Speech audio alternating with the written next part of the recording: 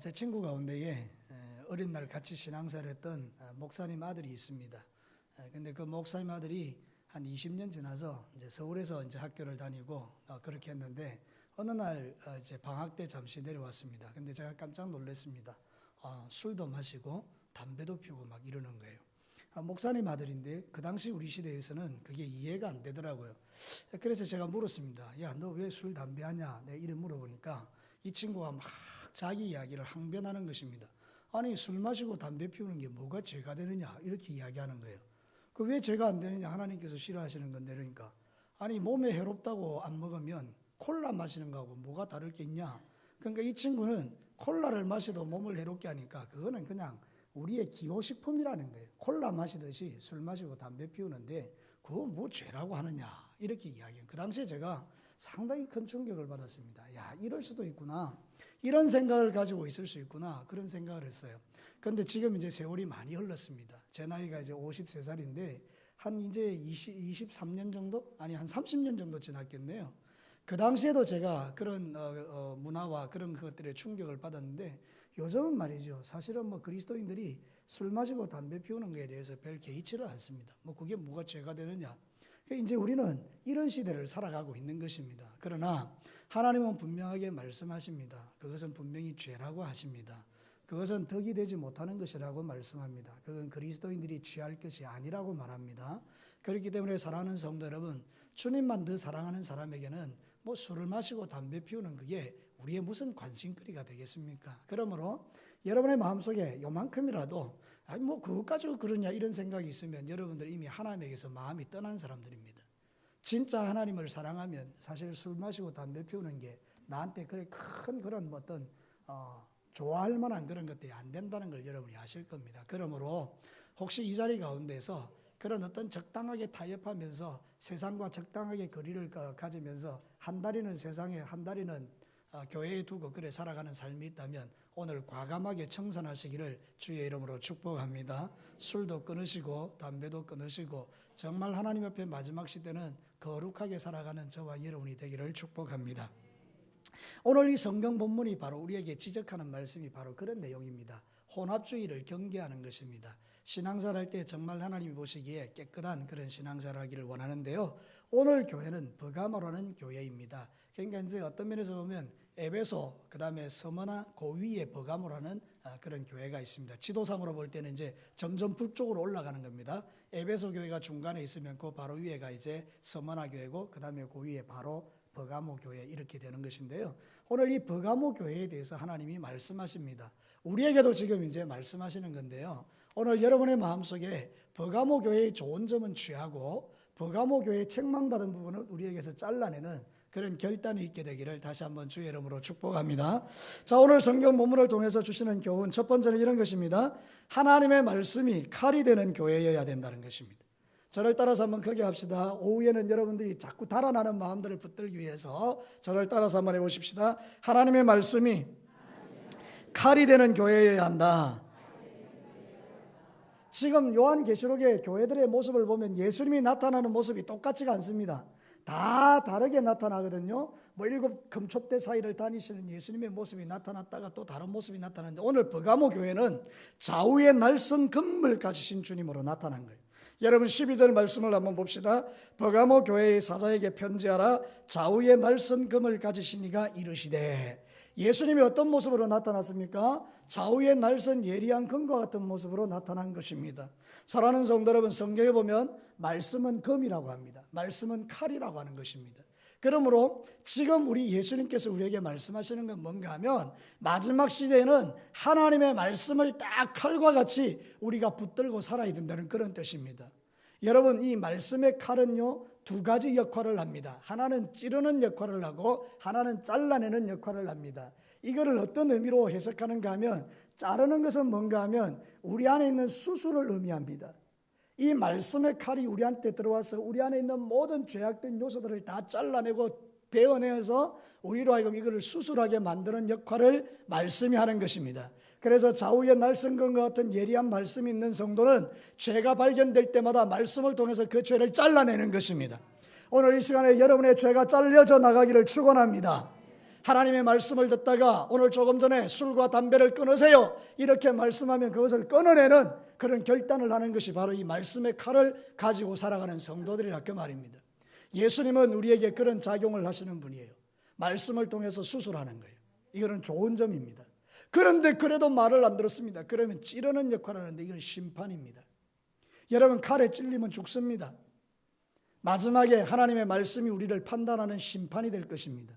그래서 말씀대로 살았던 사람과 말씀대로 살지 않았던 사람들에 대해서 하나님께서 판단하는 날이 오신다는 거예요. 그래서 저와 여러분은 이 하나님의 말씀을 마지막 시대에 붙들고 정말 내가 지금 말씀대로 살고 있는가 이거를 늘 점검하셔야 됩니다.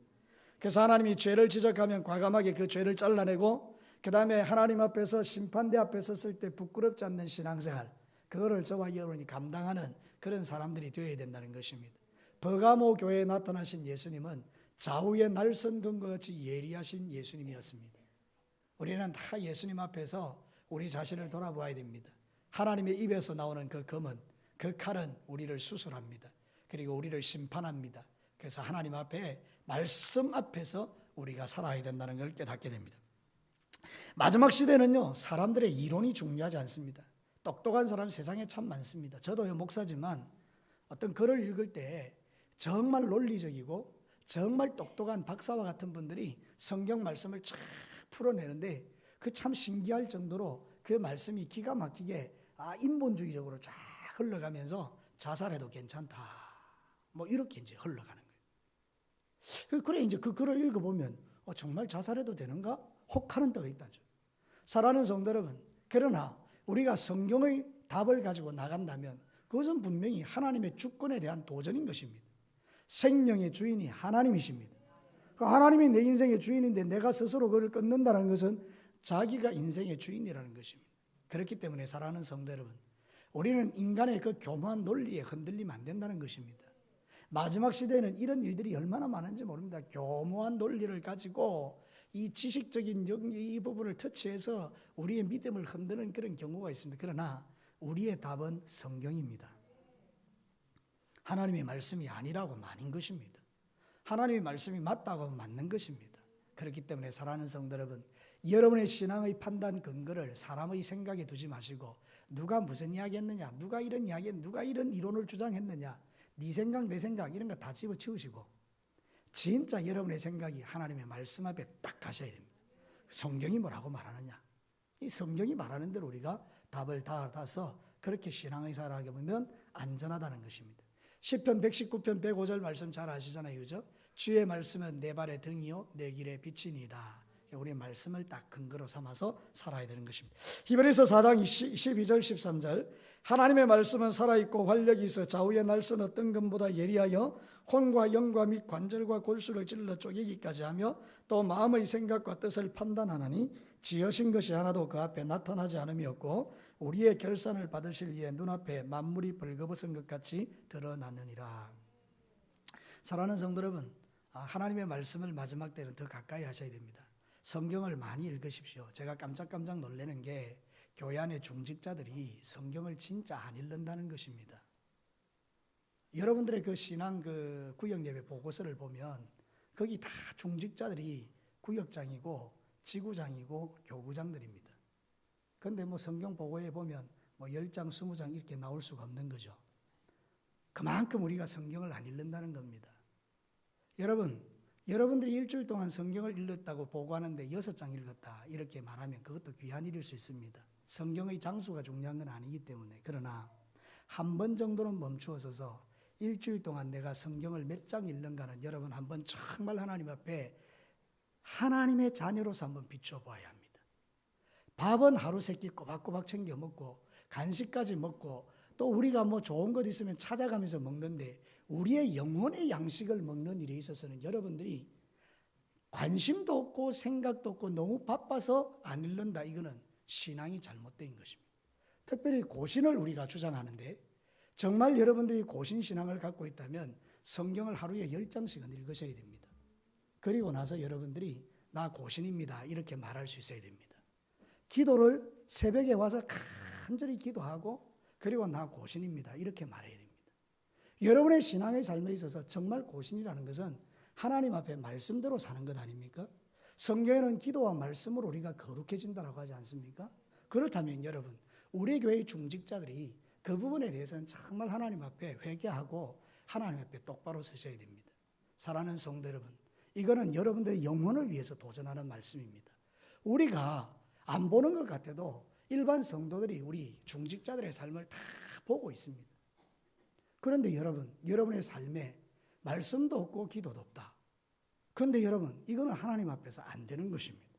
하나님 앞에 정말 말씀과 기도로 무장하시고 마지막 때는 정말 그렇게 하나님 앞에 신앙생활 하시면서 여러분이 정말 사랑하시는 그 고신의 신앙을, 고신의 정신을 회복하고 예수 그리스도로 무장하여 살아가시기를 축복합니다. 사랑하는 성도 여러분, 이것이 바로 하나님께서 우리에게 들려주는 메시지인 것입니다. 주님은 좌우의 날성금같이 예리하신 모습으로 우리에게 나타나셨습니다. 우리의 신앙생활에 여러분들이 이 말씀을 한번 들으시고 정말 내가 성경을 몇 장 읽는가? 일주일 동안 정말 내가 기도를 몇 번 하는가? 정말 내가 새벽을 깨워서 하나님 앞에 간절히 기도하는가? 이런 거 한번 깊이 생각해 보셔야 돼요. 그래서 여러분의 신앙생활이 그렇게 하나님이 원하시는 삶으로 회복되는 것, 그게 정말 우리에게 필요한 그런 시대라고 성경은 말하는 것입니다. 두 번째는요, 예수님의 이름을 굳게 잡고 믿음을 지키는 교회가 되어야 합니다. 자, 저를 따라서 다시 한번 합시다. 예수님의 이름을 굳게 잡고 믿음을 지키는 교회. 여러분 오늘 13절 말씀을 한번 봅시다. 네가 어디에 사는지를 내가 아노니 거기는 사단의 권자가 있는 데라. 내가 네 이름을 굳게 잡아서 내 충성된 정인 안디바가 너희 가운데 곧 사단이 사는 곳에서 죽임을 당할 때에도 나를 믿는 믿음을 저버리지 아니하였도다. 와, 이 버가모 교회에 대해서 예수님 칭찬을 이렇게 합니다. 너는 네 앞에서 끔찍하게 죽어가는 사람을 보면서도 믿음을 지켰구나, 이렇게 말하는 것입니다. 오늘 성경에 안디바라는 사람이 나오죠. 이 안디바는 초대교회 지도자였는데요, 이 사람이 예수를 믿는다는 이유로 잡혀갔습니다. 그리고는 그 로마의 관리들이 그 사람을 딱 가운데 세워놓고 앞에 뭘 갖다 놨는가 하면 가마솥 있죠. 큰 무쇠솥을 갖다 놓고 불을 뗀 것입니다. 아무것도 없이. 그러니까 이 가마솥이 벌겋게 달아오를 거 아닙니까? 그를 딱 놔놓고 안디바에게 묻습니다. 너 예수 믿을래? 수많은 그 교인들과 정인들이 있고 안디바가 가운데 섰는데 안디바에게 묻습니다. 너 예수 믿을래? 그때 안디바가 무슨 이야기를 했겠습니까? 저는 예수 그리스도가 나의 주인임을 부인할 수 없습니다. 예수님은 나의 주인이십니다. 그때 그 솥에다가 살아있는 사람을 집어넣고 들들들들 볶아서 죽였다는 거예요. 여러분 상상이 되십니까? 그렇게 신앙생활한 것입니다. 믿음을 지키기 위해서 들들 끓는 그 엄청난 뜨거운 무쇠솥에 들어가서 거기서 볶여 죽으면서도 예수 그리스도를 나의 구주로 고백했다는 거예요. 그런데 더 놀라운 것은 그런 끔찍한 죽음의 현장을 버가모 교인들이 보면서 자신들의 믿음을 지켰다는 것입니다. 주님의 이름을 붙들었다는 것입니다. 사랑하는 성도 여러분, 오늘도 저와 여러분들 이 땅의 삶을 사는 날 동안에 이런 믿음을 회복하는 것이 하나님의 뜻인 줄로 믿습니다.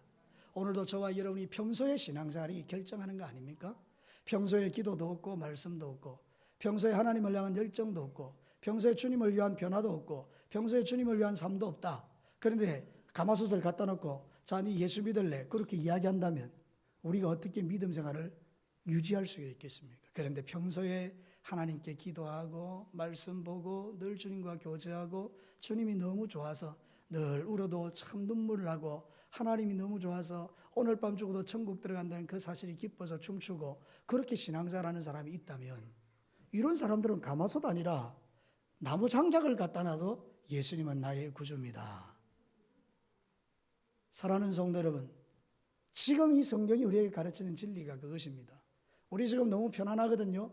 그러니까 하나님께서 이런 말씀들을 통해서 마지막 때에는 진짜 가마솥 갖다 놓고 예수 믿을래 할 때 우리가 다 예수님 믿겠습니다라고 고백하는 그 신앙을 지금 훈련받아야 될 줄로 믿습니다.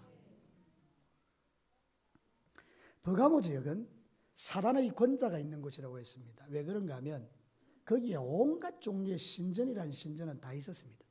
황제를 숭배하는 신전, 제우스를 섬기는 신전, 그리고 여자 신을 섬기는 신전, 그 다음에 병을 고쳐주는 신을 섬기는 신전, 하여튼 모든 종류의 신이라는 신은 거기다 다 갖다 놓고 버가모 지역에서 이렇게 신전에서 제사를 지내고 나쁜 짓을 했다는 거예요. 그런데 그 가운데서 버가모 교회 성도들이 믿음을 지켰다라고 지금 칭찬받고 있는 것입니다. 날 때부터 믿음의 가정에 태어나서 한 번도 핍박받지 않은 사람들은 어떤 면에서 보면 너무 쉽게 신앙생활을 했기 때문에 이해가 안 되겠지만, 혼자 예수 믿어서 매 맞고 그리고 집에서 쫓겨나고 굶고 배고팠던 사람들은 그 신앙의 가치를 잘 압니다. 제가 신방에 보니까 우리 권사님들 또 집사님들 신앙 고백할 때 그런 게 있더라고요.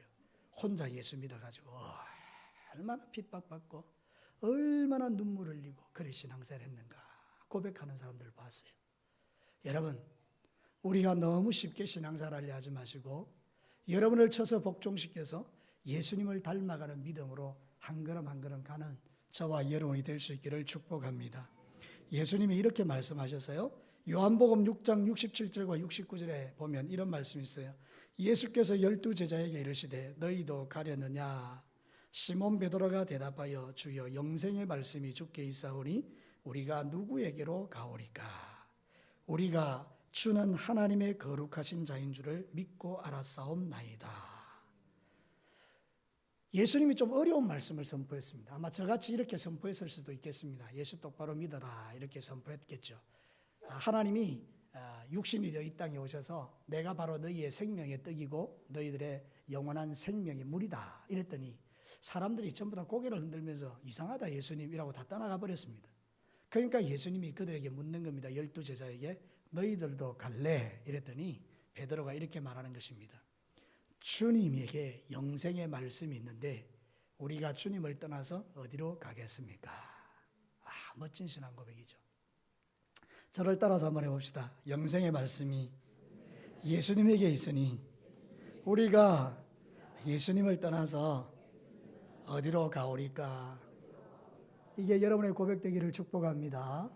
세 번째는요, 사단의 유혹을 거부하는 교회가 되어야 합니다. 오늘 성경 본문에 보면 버가모 교회가 잘했는데 그 중에 몇 명이 신앙이 잘못된 거예요. 다 잘했는데 꼭 그 중에 몇 명이 잘못된 신앙을 갖고 살았다는 거예요. 이 사람들의 신앙이 어떤가를 주님이 책망하는데 14절입니다. 한 목소리로 한번 읽어보겠습니다. 시작. 그러나 내게 두어 가지 책망할 것이 있나니 거기 내게 발람의 교훈을 지키는 자들이 있도다. 발람이 발락을 가르쳐 이스라엘 자손 앞에 걸림돌을 놓아 우상의 제물을 먹게 하였고 또 행음하게 하였느니라. 같이요 이와 같이 내게도 니골라당의 교훈을 지키는 자들이 있도다. 여러분 이제 고개 들어 저를 한번 보십시오. 민수기 22장부터 시작해서 25장에 보면 이 발람과 발락의 이야기가 나오는데 모압 왕 발락이라는 사람이 이스라엘 백성들이 막 너무 강력한 능력으로 오니까 너무 겁이 나서 발람을 찾아가서 이렇게 말한 거예요. 발람 선지자님, 저 이스라엘 백성들이 기세가 대단한데 저 사람들을 저주해 버리십시오. 그래서 발람이 돈을 받고 저주하러 올라갑니다. 그리고 이제 단을 차려놓고 이제 하나님을 불렀는데 하나님께서 이스라엘을 축복하라고 한 것입니다. 그래서 발람이 축복합니다. 발람이 되게 화가 났죠. 다시 찾아갑니다. 제발 부탁하는데 축복하지 말고 이스라엘을 저주하라고. 그래서 계속 했는데도 하나님께서 발람을 계속해서 축복하게 하니까 이 발람이 이스라엘 백성들을 계속 축복하게 된 것입니다. 안 되는 거죠. 하나님이 축복하는 인생을 누가 저주한단 말입니까? 하나님이 여러분을 축복하십니다. 하나님이 여러분 사랑하십니다. 여러분은 세상에서 가장 귀한 사람들입니다. 누가 여러분을 저주할 수 있겠습니까? 그래 된 겁니다. 그랬더니 발람이요 나중에 발락에게 돈을 받은 게 미안하니까 방법을 가르쳐줬죠. 어떻게 해요? 저 이스라엘 백성들은 너무 믿음이 약하기 때문에 당신들이 조금만 손 쓰면 무너진다. 어떻게 하고? 그 이스라엘 백성들의 지도자를 불러라. 그래서 너희들이 그 잔치하는 우상숭배하는 모습을 보여줘라. 그리고 가능한 여자들을 발가벗겨가지고 음란한 춤을 추게 해라. 그러면 저요 이스라엘의 지도자들이 네 말을 듣고 타락하게 될 것이다. 그 정말 그렇게 했더니 이스라엘 백성들이 지도자들이 와가지고 그 모압의 그 음란한 행위를 닮아가지고 범죄하고 행음하고 그 음란한 것을 이스라엘로 끌고 들어와서 이스라엘 백성들을 범죄케 한 것입니다. 그게 바로 발람의 교훈입니다. 오늘 성경이 지금 발람의 교훈이라고 말하는 뜻이 뭔가 하면 그 당시 버가모 지역에 신전이 있었는데 그 신전에는 여자 사제들이 많았습니다. 남자 목사님, 여자 전도사님 이런 사람들 같은 그런 사람들이 많았다는 것입니다. 여자 사제가. 그런데 이 여자 사제들의 역할이 뭔가 하면요, 그 제사 드리러 오는 남자와 하룻밤을 자는 것입니다. 쉽게 이야기하면 몸 파는 여자와 똑같은 일을 하는데, 여러분 거기 신전에 가서 제사 드리러 가는 이유와 목적이 뭔가 하면 그 여자 사제들과 더불어 하룻밤 자면서 음란한 행위를 하는 게 거기 가는 목적입니다. 그런데 이 예수 믿는 사람이 지금 그 짓을 했다는 거예요. 예수 믿는 사람이 거기 가서 그 발람의 교훈을 끌어들여 가지고 교회 안에서 그런 타락한 일을 했다는 거예요. 그래서 그걸 지금 지적하는 거예요. 너희들이 발람의 교훈을 따라갔다. 요즘 한국 교회에 가정마다 말하지는 않아도 엄청난 많은 음행의 문제로 고통받는 가정들이 많이 있습니다. 그렇죠? 목사님, 장로님, 권사님, 안수집사님 예외가 없습니다. 많은 가정들이 고통받고 있습니다. 그래서 우리는 기도해야 합니다. 이 발람의 교훈이 교회 안에 들어오지 못하도록 기도하셔야 합니다. 여러분의 자녀가 발람의 교훈을 따라가지 않도록 계속 가르치셔야 합니다. 정결해라, 거룩해라, 순결해라, 하나님이 가장 좋아하는 순결한 삶을 살아라, 가르쳐야 됩니다. 그런데 여러분 보십시오. 발람은 구약시대 선지자인데 또 니골라당의 행위를 따랐다 이러는데, 이 니골라는 초대교회 7집사 중에 하나였는데 타락을 한 겁니다. 그래서 이 니골라라는 말하고 발람이라는 말이 똑같습니다. 희한하게도 발람의 그 구약이 신약의 니골라라는 말하고 똑같다 그 말입니다. 똑같은 사람이죠. 니골라당의 행위는 또 뭔가 하면 구원파의 논리하고 똑같습니다. 니골라는 어떻게 주장했는가 하면, 우리가 영혼으로 구원받았으니까 영혼만 깨끗하면 육체로는 온갖 죄를 지어도 아무 상관없다. 이미 우리는 구원받았다. 예수 믿고 구원받았는데 죄 가지고 회개할 필요가 어디 있느냐. 그래서 구원파는 가면 회개 없습니다. 죄인이라는 말을 안 합니다. 주기도문을 안 해옵니다. 왜? 주기도문에는 우리가 우리에게 죄 지은 자를 사하여 준 것 같이 우리의 죄를 사해달라는 구절이 있으니까 자기들 교리하고 안 맞으니까 주기도문을 빼버렸습니다. 요한계시록에 보면 하나님의 말씀을 가감하면 하나님의 말씀을 더하고 뺀 것에 대해서 하나님이 심판하신다라고 했습니다. 그런데 주기도문은 예수님이 가르친 기도인데 그걸 빼버린 것입니다. 그러니 여러분, 이단들이 얼마나 악합니까? 그 구원파 논리가 바로 니골라당의 행위였다는 건데, 지금 마지막 시대의 교회 안에도 그렇게 우리가 신앙생활 하기가 쉽다는 거예요. 뭔가 하면 예수 믿고 구원받았으니까 내가 아무렇게나 살아도 나는 천국 간다라고 생각하고 교회를 다니는 사람이 한둘이 아니라는 것입니다. 그래서 교회 안에 니골라당의 행위를 쫓는 사람들이 있어서 주님이 경고하고 있는 것입니다. 우리 진교교회 성도 여러분, 예수 그리스도를 믿는다라는 의미는 주님을 닮아간다는 의미고, 주님을 닮아간다는 의미는 이전에 살던 삶을 버린다는 의미고, 옛날에 지었던 그 죄를 반복하지 않겠다는 의미이기 때문에 저와 여러분이 철저하게 하나님 앞에 결단해야 될 것은 뭔가 하면 예수 믿는 사람답게 사는 삶, 그것이 있어야 진짜 구원받은 사람이라고 말할 수 있다는 겁니다. 그러니까 여러분, 우리가 신앙생활을 잘해야 되겠다는 거죠.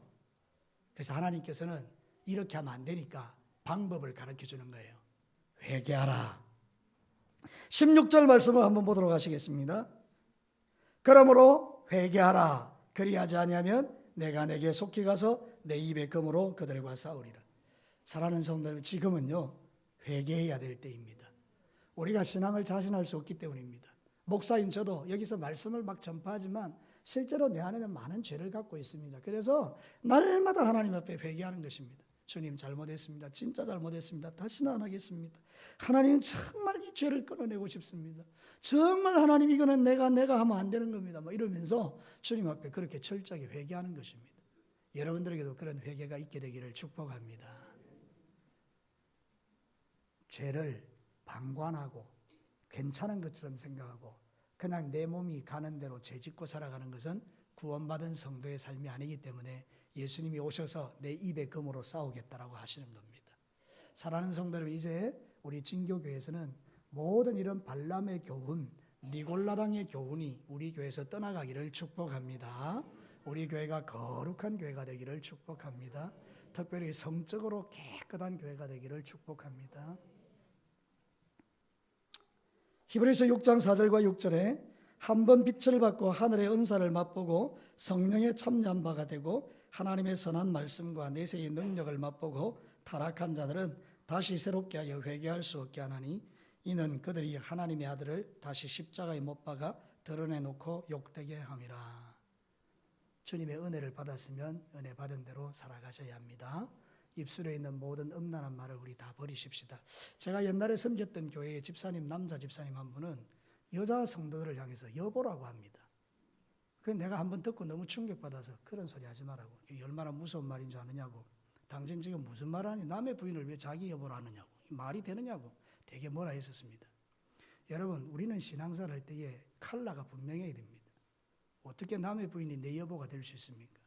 그런 거는 농담도 아닙니다. 농담 축에 속하는 것도 아닙니다. 그건 안 되는 겁니다.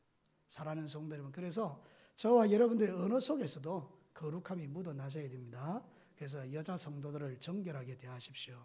우리 교회 여자 성도들을, 남자 성도들은 정말 정결하게 대하셔야 됩니다. 말도 함부로 그런 말들, 나쁜 말들 건네지 마시고 정말 존중히 여기고 그렇게 살아가는 저와 여러분이 되어야 합니다. 마지막 네 번째입니다. 이기는 자들에게는 확실한 구원의 상급을 주신다는 것입니다. 자, 이제 마지막으로 한번 보겠습니다. 17절입니다. 귀 있는 자는 성령이 교회들에게 하시는 말씀을 들을지어다. 이기는 그에게는 내가 감추었던 만나를 주고 또 흰 돛을 줄 터인데 그 돌 위에 새 이름을 기록한 것이 있나니 받는 자밖에는 그 이름을 할 사람이 없느니라. 여러분, 이 말씀도요 참 너무나 기가 막힌 말씀입니다. 한번 들어보십시오. 하나님께서 이기는 자에게, 예수님께서 믿음 잘 지킨 사람에게 이런 상을 준다는 거예요. 버가모 교회 성도들에게, 우리 진교교회 성도들에게 주시는 상이죠. 첫째는 감추었던 만나를 주겠다는 거예요. 여러분, 만나는요 하늘에서 내려온 양식인데 예수님이 당신을 만나라고 하셨습니다. 그러니까 이 말이 뭔가 하면 예수 그리스도를 주셔서 그 예수님을 양식 삼아 사는 사람들은 구원받은 사람이 아닙니까? 그러니까 이 말은 뭔가 하면 확실한 구원의 보증입니다. 네가 믿음을 지키면 네 구원은 걱정할 게 없다, 이런 뜻입니다. 그래서 이 감추었던 만나이신 예수님을 마음에 모시고 사는 사람들, 그 사람들은 구원에 대해서 걱정할 필요가 없는 겁니다. 또 하나, 흰돌을 주겠다는 거예요. 여러분, 흰돌은요 세 가지 의미가 있습니다. 잘 들어보십시오. 첫 번째, 그 당시에 옛날 시대에는 죄인들을 심판할 때에 판사가 죄가 있나 없느냐를 결정해 주면서 무죄한 사람에게는 흰 돌을 줬습니다. 그리고 죄 있는 죄인에게는 검은 돌을 줬습니다. 그래서 흰 돌을 받았다는 것은 무슨 뜻인가 하면 너는 죄가 없다, 이런 뜻입니다. 그래서 지금 그 이야기하는 것입니다.